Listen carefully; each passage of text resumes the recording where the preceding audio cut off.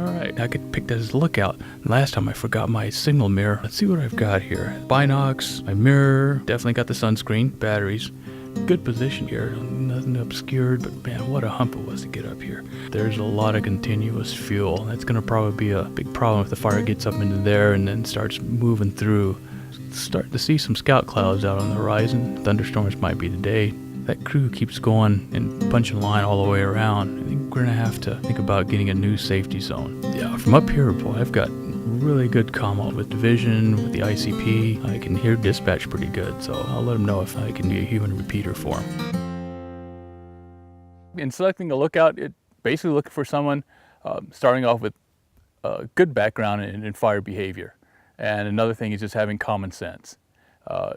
Being able to reason things out, good communication skills, someone that you know is going to be competent and trusted. The whole idea is to have everyone to come home at the end of the day safely. And so what you want, whether they're the best person out there digging, the hardest worker, in a way, that's what you want them to be also. The best person out there being your lookout.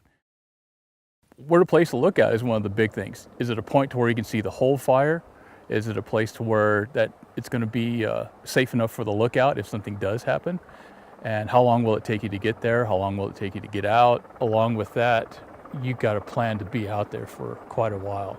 Water, food, extra batteries, maybe even at times taking a sleeping bag or something. You get dropped off by a helicopter out in the middle of nowhere.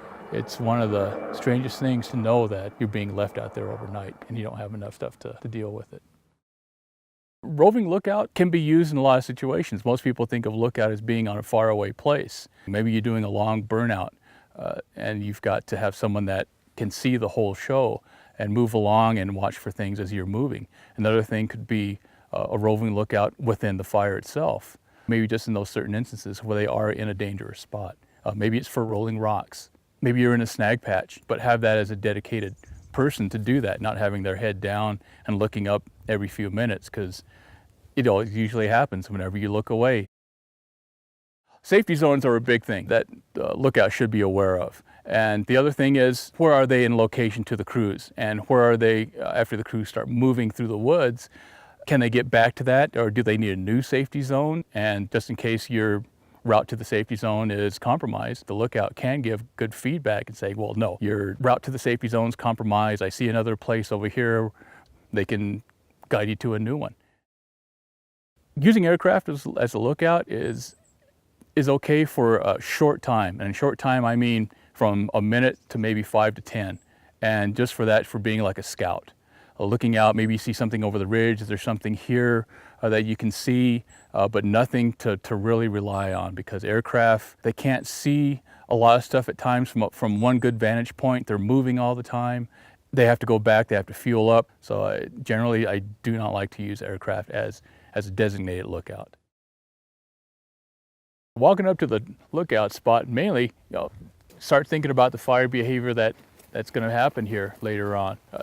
Especially looking at the vegetation, feeling things, especially the green. I like to go up, feel what the live fuel moisture is in some of the plants, checking things out. Especially, if the fire comes over here, what the vegetation is going to be like. Take a look out and see what we've got. See if I can look out over here and see what they're working in. The fire behavior is one of the main things you got to watch for. What's the spotting potential? What would happen if the wind shifted? The fire behavior it deals a lot with the weather too. So they both coincide hand in hand. You're going to be looking at trends. Yeah, it is getting hotter and drier. I've got such and such RH here. What do you got? Listening to what they have. What are discrepancies that you're hearing? And if they're not picking it up, let them know. So just don't be a no-brainer hiking to your spot. Looking at the fuels. What would happen if? You got to do the what-if game over here, and that's what you got to do when you look back over at whatever your crew's working in or whoever's out there. Communications is one of the most important part, I think, of being a lookout. You could have great fire behavior background, you could be one of the best observers, but to be able to communicate what you see is a great asset. The lookout can be used as a communication link, especially during logistical times. Getting to ICP, talking maybe to dispatch, they can be used as a human repeater. The communication part covers a lot more than just telling somebody, yes, there's a spot over here. Make the crews know that they can contact you, feel comfortable talking. You don't want to be standing out there for a long time, not saying anything at all. You need to give them some sorts of observations. And the other thing is getting feedback from them where they're at. What's their position on the fire?